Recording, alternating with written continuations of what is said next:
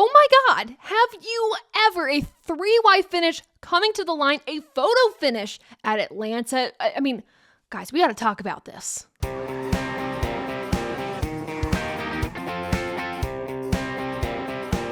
Last week was the Funky 500. This week was the Wild and Better 400. I can't come up with a fun little rhyme there, but hello, my name is Taylor Kitchen, and welcome to Above the Yellow Line, where we do motorsports media your way, talking about NASCAR literally all the time.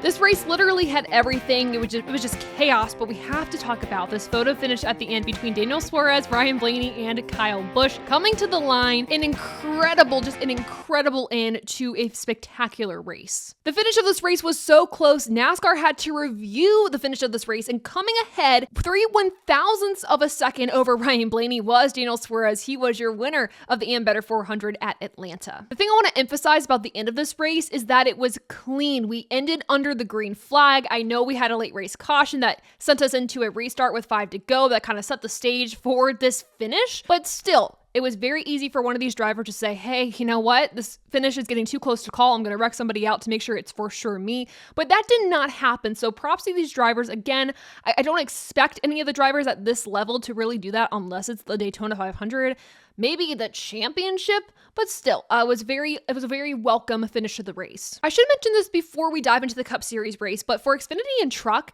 they told totally different tales than what we saw for the Cup Series, because those races were actually pretty tame considering what we got for Sunday's Cup race. Congratulations to Austin Hill in the Xfinity Series. I don't understand how they keep letting him win these Superspeedway races. He is just so good. And then, of course, to Kyle Busch in the Spire number 7 truck for winning the Truck Series race.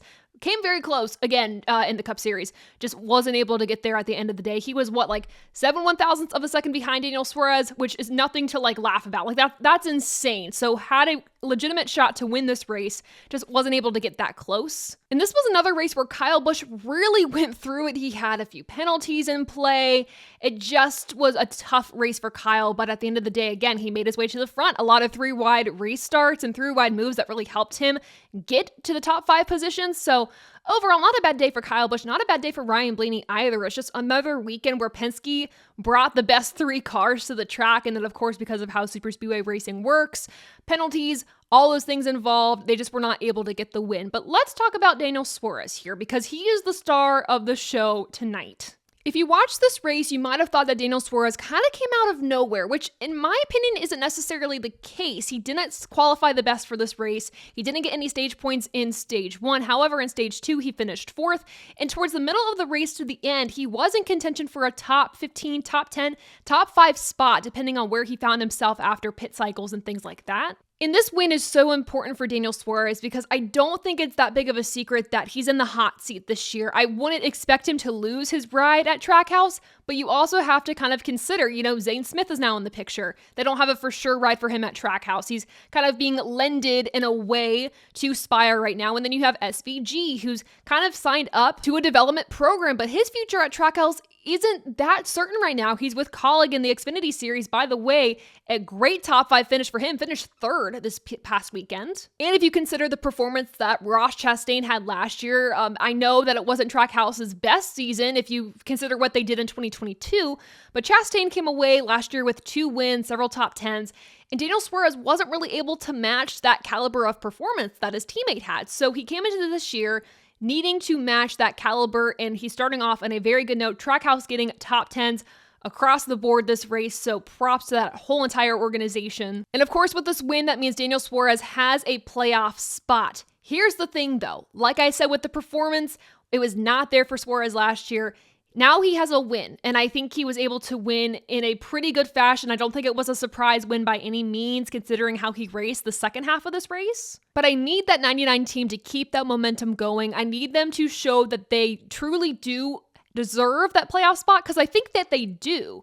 But I don't want them to get to the playoffs and them not to really be contenders at all. I think we were really in for a treat last year when every single playoff contender really could go for the championship. I would love to have the same thing happen this year. We've talked about the top 3 contenders. Let's go to 4th place of Austin Cindric. He probably has the move of the race, in my opinion, taking it 4 wide to get the lead. He led 32 laps of this race, and he is also another driver that is quite honestly fighting for his seat this year. The past 2 seasons for Cindric have not been great performance-wise. Of course, You go out swinging with a Daytona 500 win right in your rookie season, and then you just kind of have a lull the next 2 years. And this year he has to make something happen. And so far, so good. He has a top 5. And last year he only had 1 top 5. So he has a chance to add to this. So Austin Cindric and that 2 team are looking very strong. Moving on to another driver that's been looking strong so far this entire season, Bubba Wallace. He's the only driver in the field to have 2 top 10 finishes to start the season, which is very positive for that 23 team. No surprise that Stenhouse finds himself inside the top 10. Great at these Superspeedway style type of races. 7th, Ross Chastain, again talking about that Trackhouse top 10.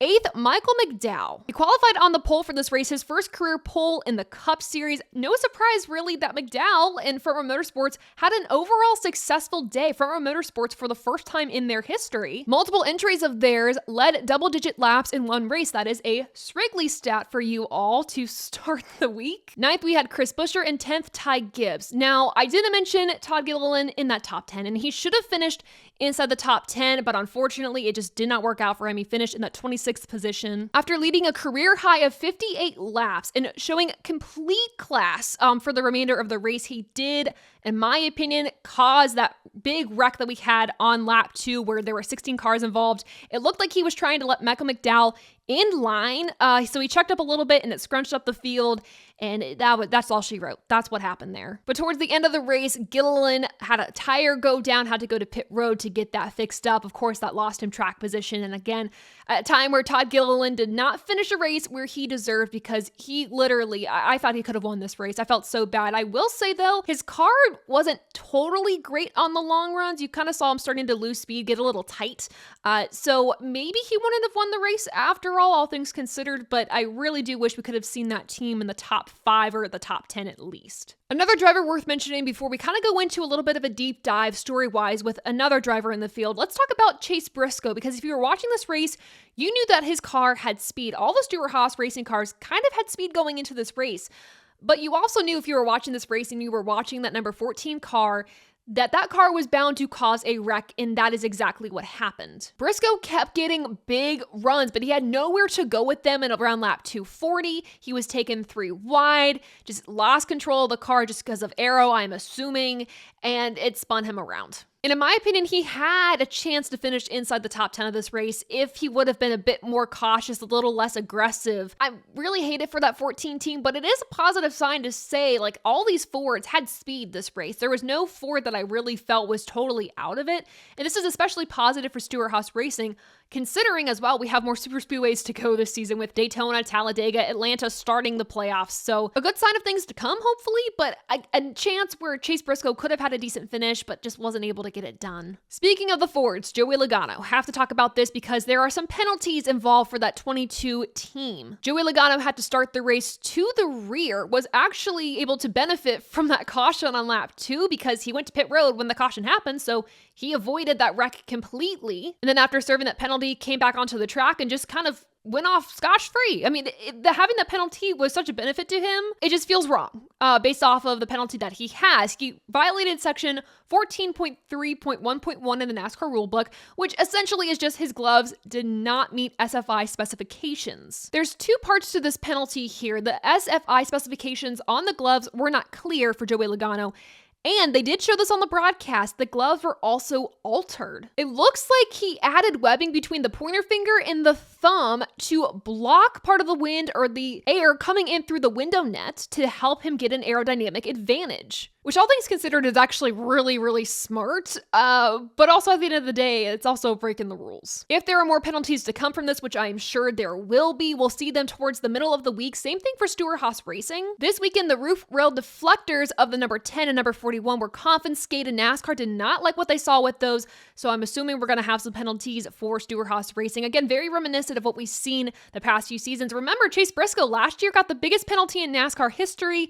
You don't want to see Stewart-Haas Racing kind of picking up where they left off, but we're kind of doing the same thing, and that sucks. I hate to see it for them. So I would expect a pretty big penalty report coming this week for the NASCAR Cup Series. But let's get back to Joey Logano. I know I'm all over the place. I mean, that was kind of the theme of this race, was just all over the place. The cars were all over the place, but with Joey Logano, what really did him in on the last lap of stage 2, I think he came up the track to try to block a run coming from Chris Buescher. He clearly was not clear, and it caused a wreck, and it was just over for Joey Logano. I told you this race was chaotic. There were only about 5 cars that were not, I repeat, not involved in wrecks during the Atlanta event, which is absolutely insane. I don't think I've ever seen such a short list of drivers that weren't involved in an incident during a race. The other issue of the day was handling. The broadcasters, the drivers. Kevin Harvick explained it really well on the broadcast, I should mention here. But that was such a big issue during this race, especially kind of in turn 3. This made for very tricky situations. We saw a lot of drivers get loose and spin, whether they would be single car spins or spins that would take out some of the field. It was just kind of chaotic in the best possible way, but also in the worst possible way for these teams and these drivers. Not to mention the difficulty of pit road under green flag conditions. If you're making green flag pit stops, you have 2 different speeds you have to manage. Entry to pit road is in turn 3. That caused a lot of issues, a lot of speeding penalties. There was actually a wreck between Michael McDowell and William Byron on pit road that was not cautioned at all. Like, NASCAR did not throw the yellow, which I'm still kind of confused about, to be quite honest with you, which is another example of why we need more practice. I understand these drivers did pit road practice following qualifying. I get that, but we need more practice sessions. But that's besides the point. I'm not even going to get on a rant about that yet. But this race was just such a joy to watch. And for me, when I can get my family involved in watching these races and on the edge of their seats, and when my family members have to turn around because they're too nervous to look, that's so fun. That's so fun. I was so engaged with this race. It was tricky. These drivers, you could tell, were really struggling with the handling of their cars, which is just, there's such an intensity to that. Watching is just incredible. The talent that these drivers have. The finish of this race also was like the cherry on top of the cake. It was just wonderful, exciting, thrilling, fun. Now, is it the best Superspeedway race I've ever seen? I don't know. I will say Atlanta in the summer was my favorite race all of last year. Hands down, even though it was rain shortened, it was incredible. So I will say with the Gen 7 car, I do think Atlanta, just based off of my statistics of the race ratings that I keep, have produced the best racing according to me. So I don't know if you agree with that or not, but I'm going to give this race a 99%. I don't know if another race this season is going to top what this did, but it was just so fun. And there was no weather involved. We weren't racing rain, but it was the same type of racing that I think we got intensity-wise last summer with the rain. This time it was just straight out beautiful weather, etc. But yeah, 99% above the yellow line. We almost broke the scale with this one. I just feel weird giving it a 100%. Maybe at the end of the year I'll go back to this one, but my God, just bravo. So good. It was an incredible race. Do you agree with me though? Let me know in the comments below. And for more NASCAR news, make sure to check out TobyChristieCom and AboveTheYellowLine.com and follow us on social medias to stay up to date on the latest NASCAR news minute by minute. Tune in this Thursday night at 7 p.m. Eastern Standard Time for our live stream. We'll have some special guests, so you want to tune in for that. To get updates on when we do go live, though, make sure to click that notification bell and subscribe to this channel. But thank you all so much for supporting this episode of Above the Yellow Line and the ATYL crew and the TobyChristie.com crew. And until next time, I'll see ya. Bye.